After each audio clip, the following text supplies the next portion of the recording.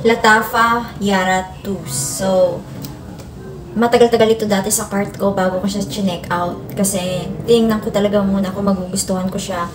By the way, I have the pink one, the Latafa Yara, and the white one, which is Latafa Yara Moi. And this is the Latafa Yara 2. So, ang color niya, yellow-orangey. This one is more on tropical side. So, when you open it, it's so fresh light, a little bit floral, and more on fruity side. So, the main fruit that you can smell here is mango, followed by coconut. The coconut is very, very prominent. The mango is a little bit lighter. Pero, when you combine them, it smells so good. Very tropical talaga. Perfect for tropical weather, summertime vibe, especially in the Philippines. So, if you're going to ask me between this one and then the pink one, o sige sabihin na natin yung tatlo, the pink, the white one, and this one, the safest blend buy is the pink one. And pangalawa to, yung kasing Latafa Yara Moi, may ibang hindi gusto, may ibang gusto. It depends on you talaga sa vibe ng tao. So, sabi ng iba, medyo mature daw yung amoy ng Latafa Yara Moi. But for me, they're all good naman. But my favorite, of course, is the pink one. Ito yung pangalawa. Now, when it comes to longevity, pansin ko lang, mas nagtatagal yung Latafa Yara Moi. Next is this one, compared sa pink. Yun lang yung problema dun sa pink. But this one is also good for a blind buy and first timer. Kasi hindi siya overwhelming. It's not cloying.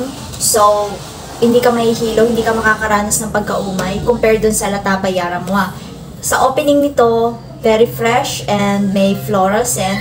And then, meron kang maaamoy na mango and coconut. And yung dry down niya for me medyo confusing kasi may pagka-fruity and floral. Pero very good yung combination nilang dalawa, okay? Pag pinagsama mo. So, very affordable naman siya. I'm just going to put a link kung saan makakabili ng mga legit nito.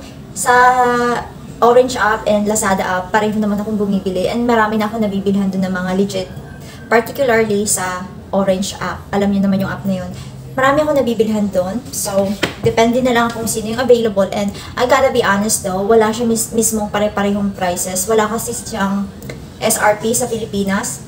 So, dapat marunong kayong tumingin ng mga shop na legit at the same time. Syempre, aminin natin kung medyo saan makakamura doon tayo. Meron din kasing shop na I'm not going to drop name anymore na sobra-sobra kong magpatong. Which is medyo, ewan, parang off sa akin yun. Kasi, well, technically, naintindihan ko naman na kailangan mong kumita, pero pag sobra-sobra yung patong mo, tapos kumpara sa iba, doon ka talaga maliligwak. And, I'm not saying hindi ka makakabenta, pero napapansin namin, lalo na yung mga katulad kong perfume addict, kung sino naman yung sobra-sobra pumatong. So, syempre, naintindihan natin na minsan nagmamahal ang produkto, naintindihan ko na kailangan yung kumita, pero naiintindihan din namin pag OA na sa patong yung iba. So, guys, yun lang ang masasabi ko. Mag-research kayo ng maigi, okay? Kasi, as much as possible, gusto ko naman, hindi naman kayo yung ma-OA naman, mapatungan kayo ng sobra-sobra, okay? I understand, may mga perfume na nagmamahal, and syempre, pinapadala pa kasi ito from abroad. So, minsan talaga may kamahalan. Pero hindi ibig sabihin, lahat na lang minamahalan ng OA sa mahal yung iba, na sobrang OA na. So, kapag kasi bili ka lang din ng bilis, alam mo grabe makapatong, ganyan lagi ang gagawin din nila. Kasi alam nilang bibili ka pa rin naman. So, minsan, kailangan tumingin ka sa iba para matuto din sila ng leksyon at maisip nila, may competition nga pala, hindi lang ako ang nagbebenta. So, mag-ingat din ako sa ano. Kasi pag natuto naman ng customer, malalaman din naman nila yan, okay? So, ang presyo nito, as I said, wala siyang SRP, pero usually nasa 1,000 plus, like 1,200, 1,300, sa iba 1,400. So, iba nag-1,500, 1,600 pa. So, ganun. So, pag nag-2,000, 3,000 na, huwag na kayong bumili. OA na sa price yun, okay? So, I think minsan, kung may opinion kayo o may gusto kayong malaman, i-PM nyo na lang ako. Kasi, mas magandang makausap ako sa PM minsan. Kasi minsan, ka-video, hindi ko lahat masabi dahil sa sobrang haba. Ayoko ng sobrang haba. Pag isa lang naman product yung i-review. So, ended naman siya. Safe naman for blind buy.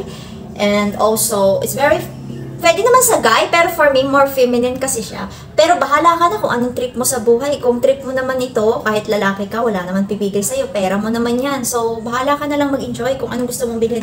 Ito actually yung Christmas scent ko. So, abangan nyo kung anong gagamitin kong scent for New Year, okay? Very, very nice, very good, very feminine. Oh, So, I'm so sorry, I would have to say goodbye now. Pero, pinapangako ko next year, aasikasuhin ko na talagang maayos yung audio ko kasi nasira yung aking audio. So, kailangan masala natin to. Kailangan makabili na ako ng pang-ayos nito kasi ang ingay ng background, okay? Magagawa ko na yan soon. Tinatapos ko lang po ang mga binabayaran ko sa Shopee. And I'm telling you, maayos ko din itong channel ko. Thank you so much for watching. I'll just see you again in my next video and abangan po ang aking New Year scent, okay? So, I think next year, mas marami pa tayong gagawing collectibles na mga scents and nagpa-plan na rin ako mag-decants kasi yung iba hindi ko naman naubos, hindi ko magamit lahat, natatambak sila. So, watch out na lang and I think magbebenta na lang din ako nun sa Shopee app ko, sa Orange app ng mga decants soon. Probably next year. Thank you so much for watching. I'll just see you again on my next video. Just mabalas po. Bye! Happy New Year!